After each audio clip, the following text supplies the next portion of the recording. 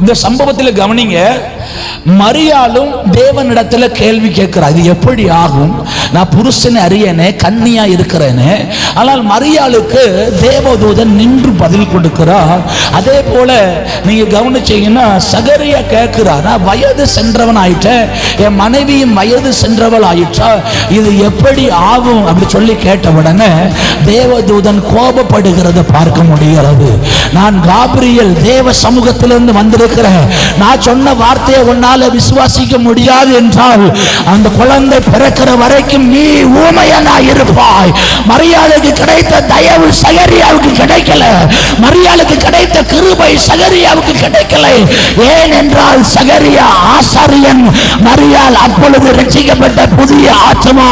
ஆண்டவர் சொல்லுகிறார், தேவ சமூகத்தில் பல வருஷமாய் வந்து ஆண்டவரிடத்தில் பல நன்மைகளை பெற்று இன்னும் விசுவாசத்தில் தடுமாறுவாயானால் உன்னுடைய வாயை கர்த்தர் கட்டிப்படுவா.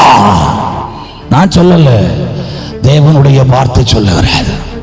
அல்லேலூயா. ஆசாரியனா இருக்கிறான், தேவ சமூகத்தில் பல நன்மைகளை பெற்றவனா இருக்கிறான், இவன் மூலமாய் பல நன்மைகள் ஜனங்களுக்குள்ள போகிறது. ஆனாலும் இவனால என்ன விசுவாசிக்க முடியலையே சொல்லி கர்த்தர் தூக்கப்படுகிறார்.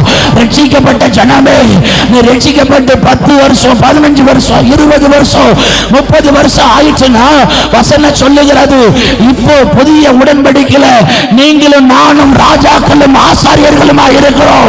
உனக்குள்ள அந்த விசுவாசம் வரவில்லை என்றால் ஆண்டவர் உங்களை குறித்து துக்கப்படுவார். பக்தி மாறணும். பிள்ளைகள் வளரும் பொழுது அந்த அறிவு அந்த பிள்ளைகளுக்கு வரலன்னா பெற்றோருக்கு கோபம் வரும். அதே மாதிரி கர்த்தருக்குள்ள நம்ம வளரணும்னு தேவன் நினைக்கிறார். இன்னும் குழந்தையா நம்ம தேவ சமூகத்தில் இருந்துடக்கூடாது. வசனம் நான் சொன்னது புரிஞ்சுதா இல்லையா? ஒரு ஆமீன் சொல்லுங்களேன். மரியாளுக்கு கேட்ட கேள்விக்கு நின்று பதில் கொடுக்கிறார். மரியாளுடைய சந்தேகம் எல்லாம் அந்த இடத்துல தீர்க்கப்படுகிறது. ஆனால் சகரியா கேட்கும் பொழுது கோபம் வருது. இன்னைக்கு ஆண்டவர் சொல்லுகிறார், ஆண்டவரை அறிந்து ஆண்டவருடைய அற்புதங்களை அடையாளங்களை பார்த்து அதிசயங்களையும் நன்மைகளையும் பார்த்து இந்த நாட்கள்ல கர்த்தரிடத்தில் துணிகரமாய் கேள்வி கேட்காதீங்க.